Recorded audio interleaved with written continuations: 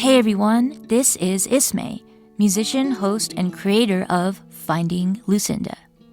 In anticipation of our documentary film coming out this fall, I've put together an in-depth companion podcast. It delves into the origins and artistry of legendary singer-songwriter Lucinda Williams. New episodes are out every other week on the BGS Podcast Network. So join me on this creative journey.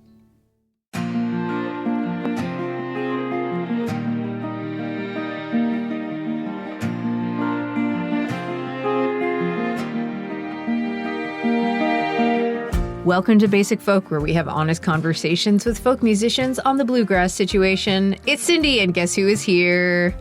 Lizzie No. It's your girl. Here we are, hanging with the girlies on Basic Folk. Oh, Cindy, I miss you. We have so much to catch up on. So I hope our audience doesn't mind if we take some time to just catch up on each other's lives.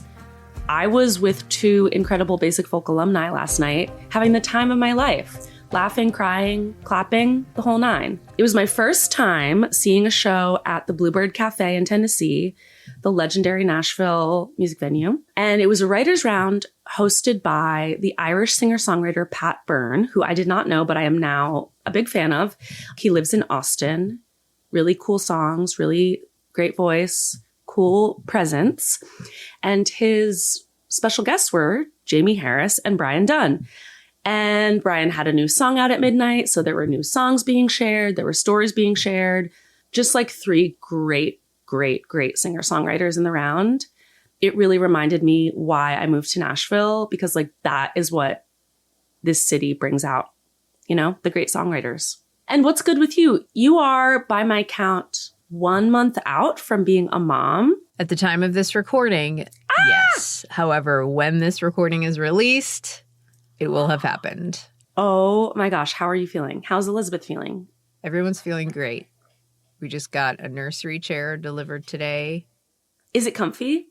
Oh my gosh. We splurged. That's the thing that people are like, get a good one. Yes. Because you can get like a really affordable one, and this one was not that. But I have heard that, because that is like going to be your comfort in the middle of the night, night after night. You need a good chair. All right. So Tony Kamel is on the podcast today. And before we get into Lizzie's conversation with Tony, I just want to remind you that if you'd like to stay in touch with Basic Folk, the best way to do it is to sign up for our newsletter, which you can do at the link in the show notes, or you can go to basicfolk.com. You can also follow us on social media at Basic Folk Pod, Instagram, Facebook, Twitter. No, not on Twitter. What is that? TikTok. Goodbye, Twitter. Goodbye. Or you can make a financial contribution and help with production costs, so we don't have to start charging artists to appear on Basic Folk. Just kidding. We would never do that. We would never do that. And guess what? We now have a baby to support. Think about that. If you want to make a financial contribution, go to the link in the show notes or basicfolk.com/donate. If you're listening to this episode as it comes out, it is summertime, and I, Lizzie No, am potentially coming to a town near you on tour. I have tour dates in Illinois, South Dakota, Virginia, some festivals. I'm playing the North Carolina Folk Festival. That sounds so fun. A very fun summer for Lizzie No fans. So go to LizzieNo.com/tour. Get tickets, please. I'm really excited about these shows, and grateful that I still get to keep touring in the midst of this crazy world that we're in. I also want to say congrats, Lizzie, for being mentioned. It's been a while now, we're recording this in May and this episode comes out in July, but congratulations on being featured on It's Been a Minute, talking about OnlyFans. Thank you so much for bringing that up. I am really happy with how the original interview came out. For listeners that may not know, I am on OnlyFans now. It's a crowdfunding thing. It's a little bit adult and edgy. And there are some really cool aspects to that work that I was stoked to talk about and share my side of the story of. And this wonderful reporter, Isabella, has reported on it in NPR. And it's like an empowering way to tell a complicated story. Amazing. Yeah, you can check that out in It's Been a Minute's podcast feed. I just want to say that Khan has disallowed nudity on the red carpet, so get on OnlyFans. I think that is wild and ridiculous because there is nudity in the films that are shown at Cannes. And it is obviously art, and it is obviously beautiful and fine, and we are adults and we can choose to see nudity or not. So to outlaw a sheer dress on the red carpet, that is not okay. That is misogynist. We don't like. No, hate. Who has ever been harmed by seeing someone in like a sheer outfit? Can we be really honest? Like, I know this is like a family-friendly podcast, but who is harmed by seeing a nipple through a gown? It's just not a big deal. There's just way bigger fish to fry in this world. That being said, Tony Kamel. I am overjoyed to introduce our audience to this wonderful singer-songwriter and human being. You may recognize Tony's voice and face and vibe from his acclaimed bluegrass group, Wood and Wire. But the focus of our interview was his 2 wonderful solo albums. We're All Gonna Live just came out, and it is a realist optimist's guide to navigating a complex and often heartbreaking world. Like, there's something so encouraging about the songs, so humane, so empathetic. And it's rooted in bluegrass, but I found it to be like really well-rounded contemporary country, folk, great singing, great songwriting, super fun album, even though it deals with some heavy topics. And one of the parts of the interview that like kind of was most thought-provoking for me was talking to Tony about the differences between being in a band versus being a solo artist. And how when he got into bluegrass, he really like just wanted to be able to gel with and collaborate with other musicians. And he was like, they let me hang out because I was a great singer. And then I started, really figuring out the guitar. Well, he didn't say I'm a great singer, but it was like, there's kind of a culture in bluegrass where you really want to be a picker, and he didn't want to show up and not have the goods. So he kind of had his voice as his foot in the door. And then he just got to work and got all his skills up. And he says he's not a good guitarist still, but I really enjoy his playing on this album. And he's a dad. We talked about how being a parent changes everything, including being an artist. It's a really cool interview. And I'm excited for people to get to know Tony's solo material because it's really, really good. Great. Well, let's take a listen to a song from the new record. This is one of my top songs of the year. Let's do Making It Work from Tony Kamel. And then we'll get to our conversation with Tony and Lizzie No on Basic Folk.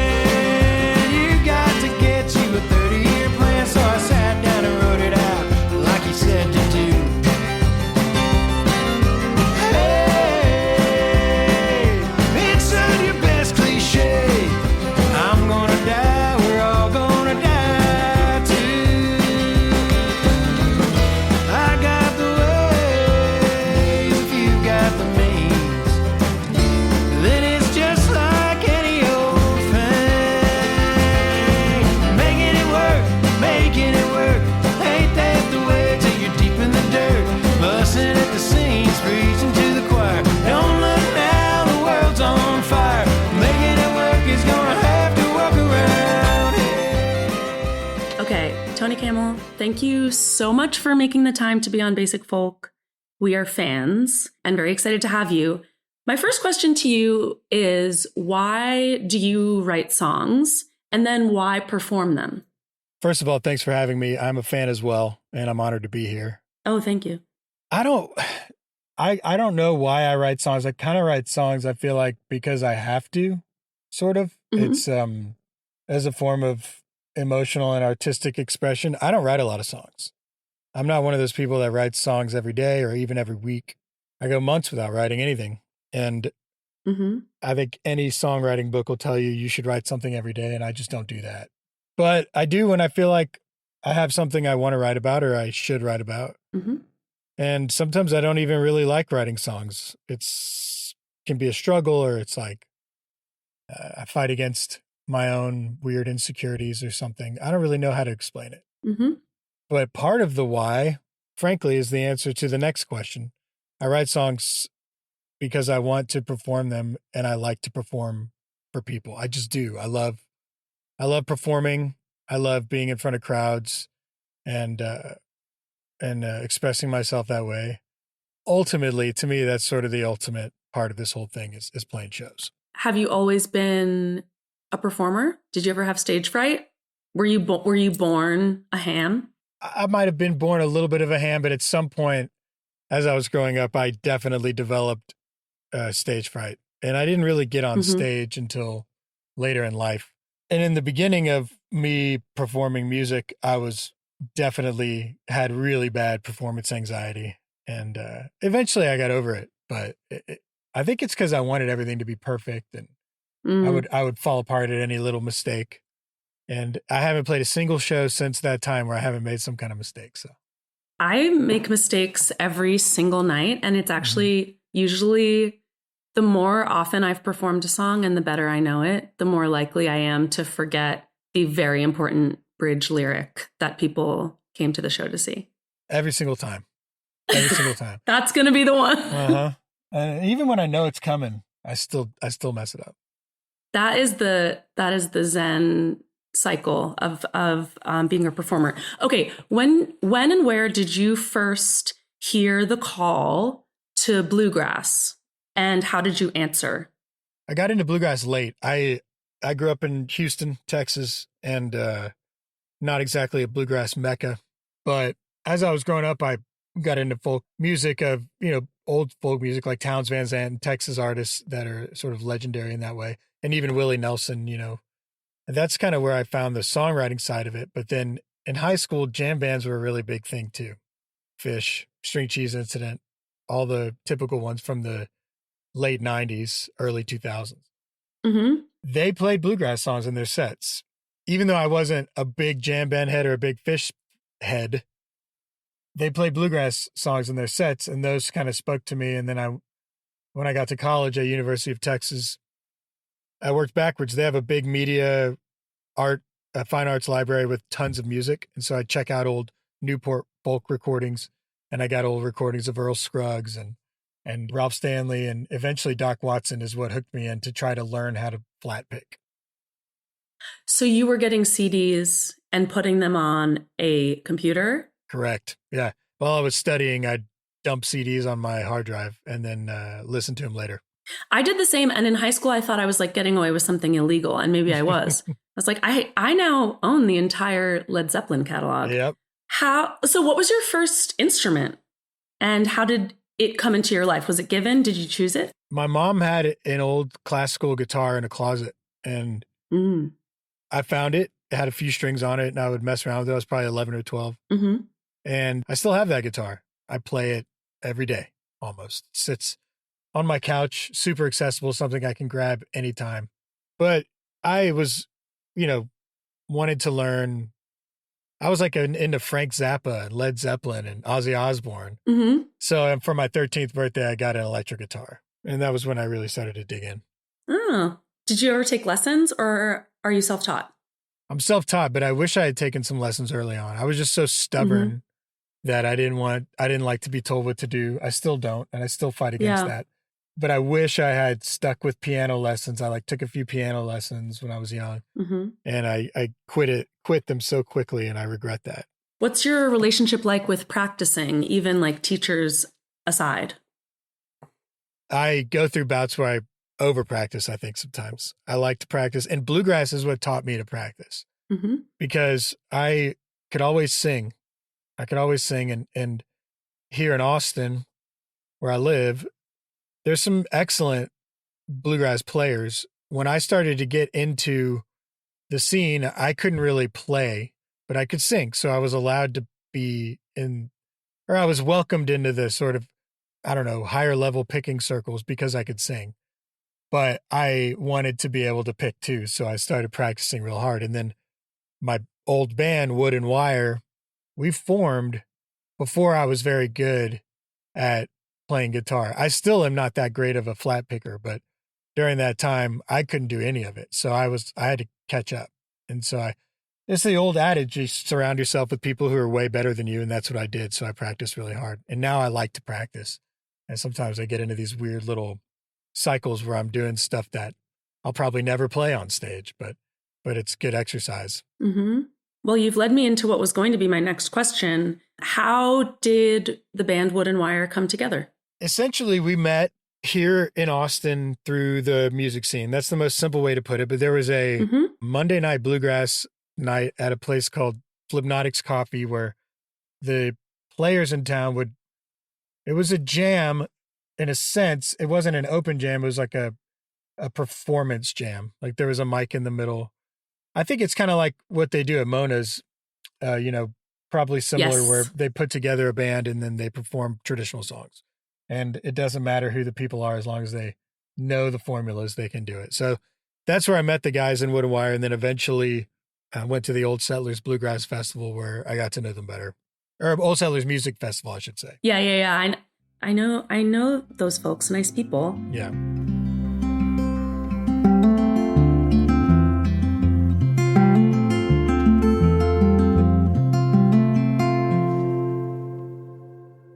Are there aspects of how you show up as Tony Kamel's solo artist that you feel like are inherited or borrowed from your Wood and Wire days? Like, how does it affect you as a solo artist to have been in that combination of people for so long? I'm still figuring that out, honestly. I learned the value of being around really, really good musicians and working really hard on something. So when I play all by myself, I focus really hard on making that fun and compelling and not just another dude with a guitar. So I think there are so many of y'all, respectfully. I know. Thank God I play the banjo. There's a lot of dudes with banjos too. And I know you're absolutely right, Lizzie. There's so many of us. And that's in the back of my mind constantly. Like, how can I make it different? And I think part of Wood and Wire, that was a big part of our thing. We played a genre of music that has a specific formula, that has people who think it should only be that formula, people who think it should be way outside. And we really tried, and it happened pretty naturally, to make our own version of it, make it unique, make it compelling, and make it something that people who like bluegrass music and other types of music were going to enjoy because it was different and unique and our own. And so that journey I'm still on as a solo artist as well. Mm-hmm. And honestly, when I have a full band and I'm playing under my own name, it's not really bluegrass. Like there's drums, electric guitar, and stuff like that. We won't tell anyone. Okay. What was your vision when you started recording Back Down Home? Like, did you have an idea of, this is what I want to sound like as a solo artist, and this is why I'm making a solo record? That's a good question, because I was trying to figure that out, and I had a lot of help from Bruce Robinson, the producer.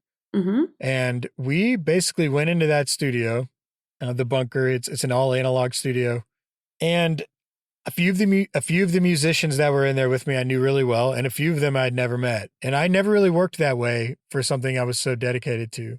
So I was a little nervous, but we sort of found, I had a lot of questions around what this was going to be, and we kind of found it together, and it was exciting. It was kind of like when you're getting together with the band and someone introduces a song and you kind of don't know exactly what the arrangement's going to be, but then you find it and it gets really exciting, and there's that emotion and feeling you get when it hits. Mm-hmm.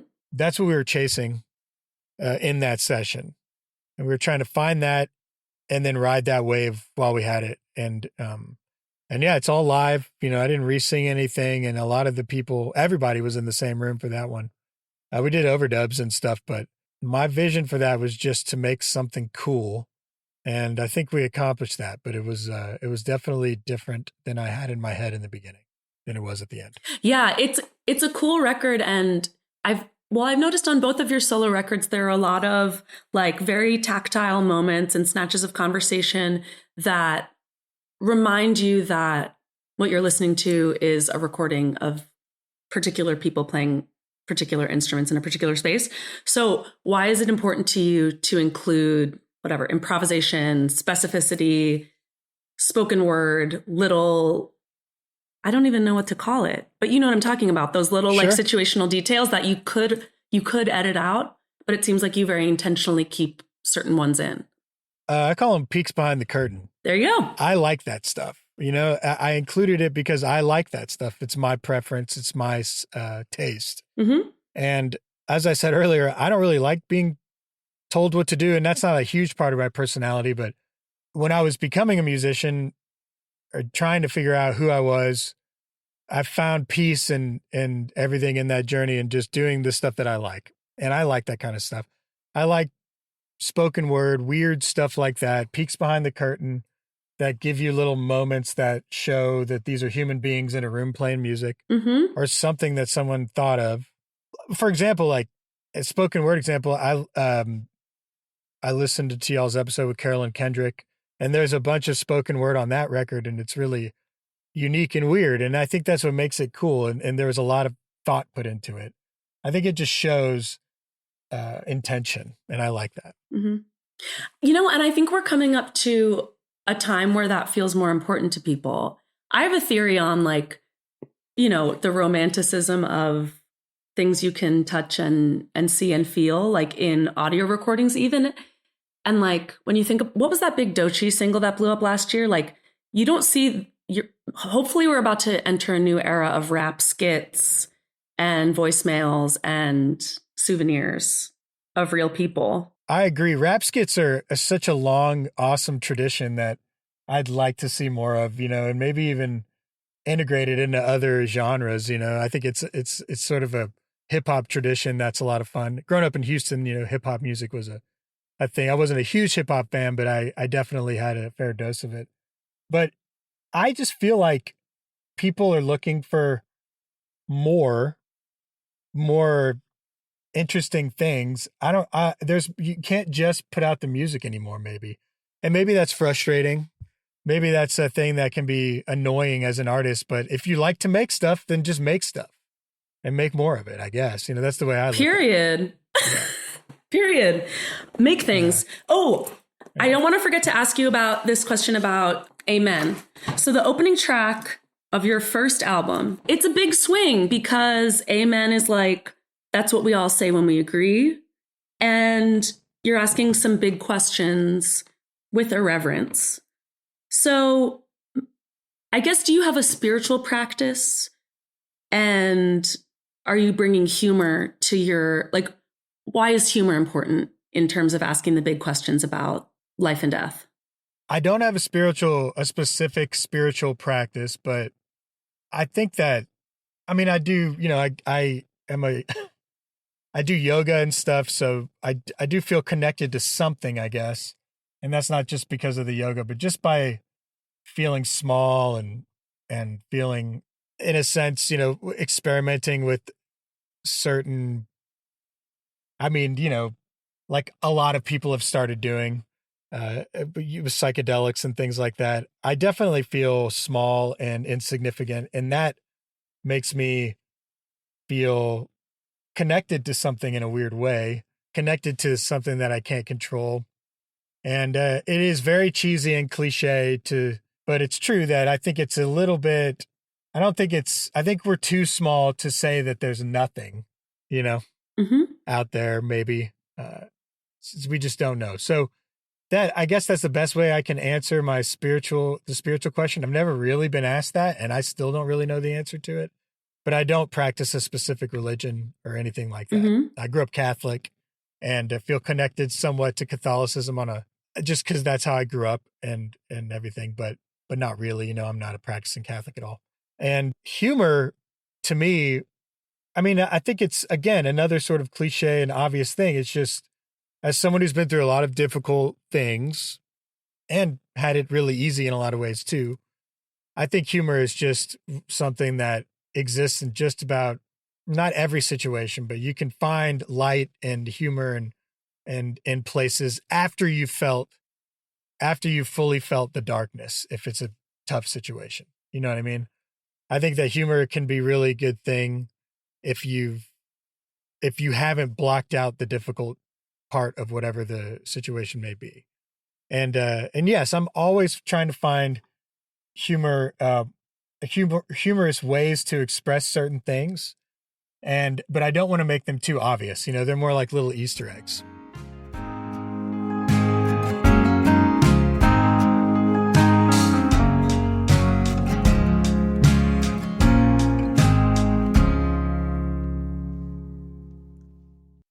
When did you become a parent?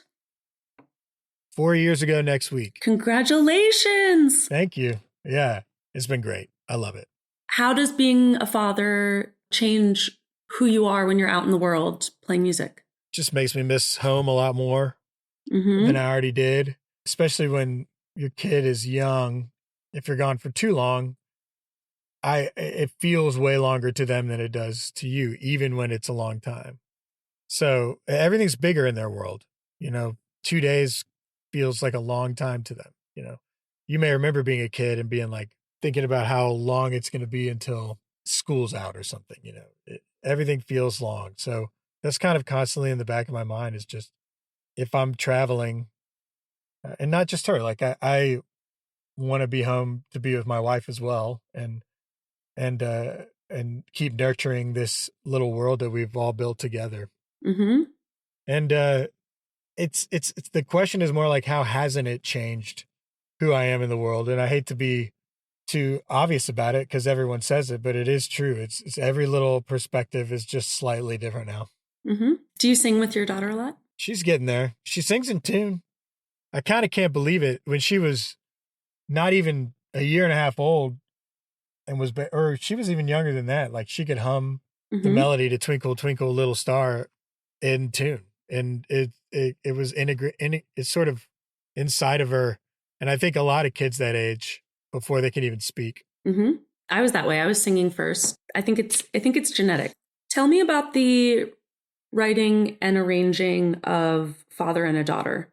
I think it started one day here in Central Texas when we had a big freeze. There was all the oak trees were getting really heavy under this ice that had formed. It was sort of a sleet rain thing happening, and it was like 5 degrees, which doesn't happen that much.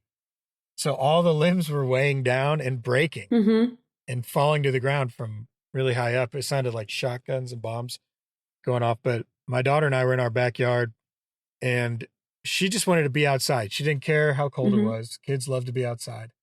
And we were just playing outside, and these limbs were falling to the ground, and it was freaking me out. I was like trying to keep her out from underneath all the trees. And eventually I got too cold. I was like, we got to go inside. But that was, that's kind of how the first verse came about. And there was a song I wrote many years ago that wasn't very good, that I stole a few lines from. I keep every song I write. I don't write that many, like I said, but even the ones that aren't very good, I still keep filed away, because I think I've been doing it long enough now to where there's good stuff in them, and I'll steal from them later. And a lot of stuff comes back. What format do you save your snippets in?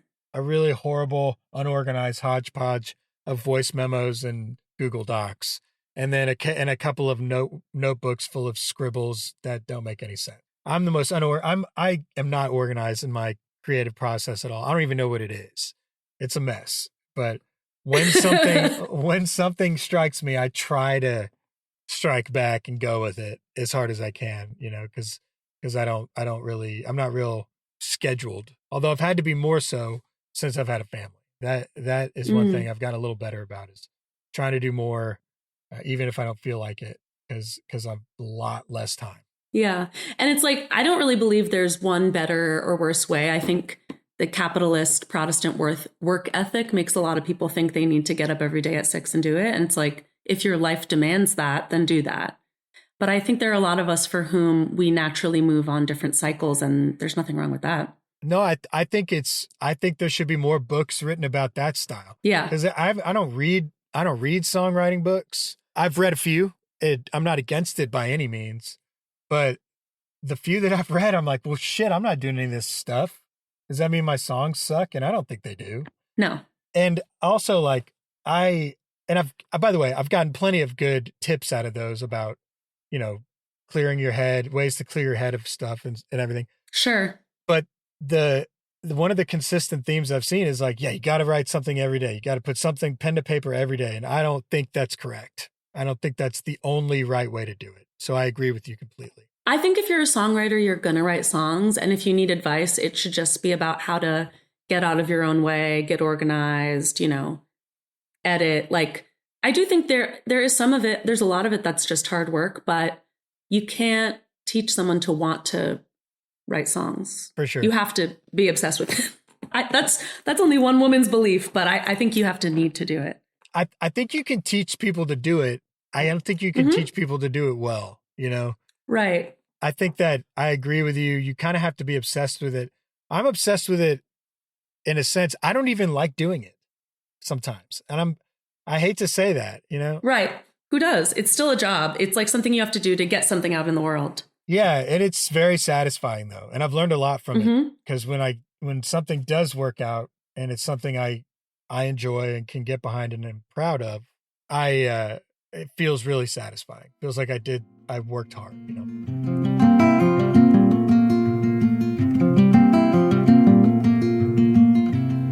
Let's talk about the cover of your new album. What happened and are you okay? And why do you, Tony Kamel, condone violence? Well, I'm okay. I was accosted and beat up by a makeup artist. And charges will be brought, and there will be justice and accountability for that. Yeah. I mean this figuratively and metaphorically, but life is violent. Things are hard.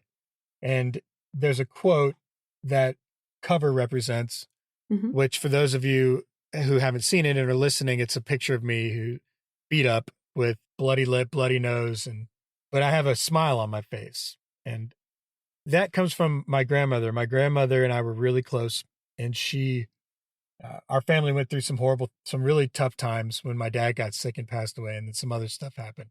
But she told me, eventually life starts to knock you around. You've got to be ready to fight with a smile. And that really stuck with me. And then as those difficult times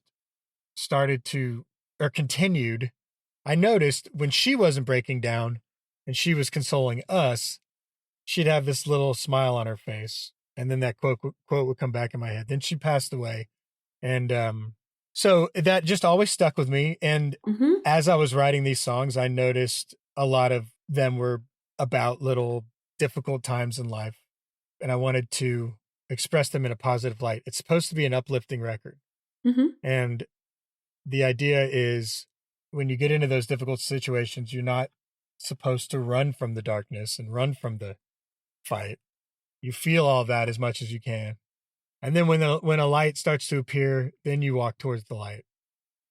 So it's not like I'm not trying to express some sort of toxic positivity situation, but that's the basic aspect of it. So I've been sort of fearful of being too artistically expressive. And I thought that the idea for that cover was a little risky, but then honestly, nothing really matters in this whole thing. It's like, do whatever you want. And that's what I wanted to do. I wanted to be more expressive artistically in the cover as well. And I'm glad we did that. I had fun doing the photo shoot, and I think it kind of, like I talked about before, I like to try to tie things up in a bow and make them fit together and stuff like that. It sounds like you have a really clear intention for what you want your music to do for people. Can you talk about that a little bit? Yeah, I think so. I've never been asked that. That's a good question, Lizzie. Oh, thank you. I think in this case, I didn't even think about other people until it started coming together. I didn't really think about how some of this stuff may help other people until it came together. Because I've realized at one point, like, you don't really get to choose how people interpret your music. So if I intended to do something, inevitably someone would find some other way to use it. Even, I don't get to choose how it helps them or hurts them or whatever. Mm-hmm. So I tried to keep that out of my mind. But as things were coming together, I sort of cautiously hoped that this record would be a lift for people that are going through difficult times and give them some strength to fight, I guess. I didn't necessarily start off that way, but I always hope that people have positive experiences with the stuff I make, and that's no different in this case. Mm-hmm. It's felt. Where do we hear Austin on this record? I don't think you do very much on this record. If I think through it, I tend to write more about, on the first record, you hear a lot of Gulf Coast. Yeah. I grew up in Houston, and that's near, it's just not far at all from the water. And I grew up going down there all the time, grew up swimming in that dirty water. So you get sort of a sense of place in that first record, way more so than this one. And, I don't write a lot about Austin necessarily, or Central Texas, like a lot of, I think, traditionally a lot of Texas-based songwriters do. Mm-hmm. But so I guess you don't hear it in this record. Now, I guess that just might be the answer to your question. Interesting. Yeah. It's definitely a shift. And I was curious, like what's local and what's a journey. We'll have to listen back with that in mind. Yeah. I think, I don't know. I do write about real experiences, and I guess the only way you can hear Austin in this record is that a lot of these experiences happened here, namely the ones with my daughter. And that's about it, really. I will say, okay, here's one spot is in A Father and a Daughter, where I talk about live oak trees, and the area of Austin. I'm outside of Austin in Dripping Springs, Texas, and it's just covered in big live oak trees, and they're really pretty in my opinion. And so I think you can hear it in that moment. Now, what excites you about folk music right now? Who should we be listening to? Good question. I think folk music is always exciting because it's, in a lot of cases, it's current. Mm-hmm. And it's just, I don't know what exactly excites me about folk music that didn't excite me from the beginning, Mm-hmm. I think good writing is good writing, whether it's folk music or anything else. I really liked the Carolyn Kendrick record, although I think it's one of those records that can be, it's really risky subject matter, but I like it because it's real and it's something that she was in the middle of researching and going through. One of my favorite songwriters here in town is a guy named Silas Lowe. Mm-hmm. He should be more well-known in my opinion. He's got a really good record out called Wandering Father, Forgotten Son. It's several years old, but his dad abandoned him, but they rekindled their relationship later. And he was a songwriter too. So half of those songs are his songs and half of them are his dad's songs. Oh, wow. So that's so sort of a reckoning of their relationship in song form, which I think is a pretty strong thing. I like the Deslons a lot, and they're the best. They're so good. And Riley Downing, one of the members of that band, has a solo record out that I think is just fantastic. And then my most current songwriting hero is Dan Reeder, who I discovered 4 or 5 years ago. And the reason he's such a big hero of mine is because he does whatever he wants. He writes about all this funny stuff. And then also here in Austin, a fiddler named Beth Grisman, who I just love. And she and Silas. Grisman with a G? No, C-H-R-I-S. Critically. Yeah, exactly. Grisman. I'm a big fan of hers as well. Okay, these are great recommendations. Thanks for doing my job. And one more thing is Melissa Carper. If you like country music. Oh, she's so great. Yeah, I've known her a long time. And I just think she's just one of the best, truly. She's really special. Mm-hmm. Oh, Riley Downing taught me how to two-step. I got to give him the shout out on the pod. Thanks, really? Riley, for putting me on. Okay, will you do a lightning round? Don't think too hard, just blurt it out. Okay, sure. Who's your favorite author? Well, I'm going to go with I'm going to go with Larry McMurtry. Mm-hmm. What's your favorite summer beverage? Sparkling water. Which animal will you be in your next life? Not want to be. Which animal will you be in your next life? A hippo. What's your least favorite household chore?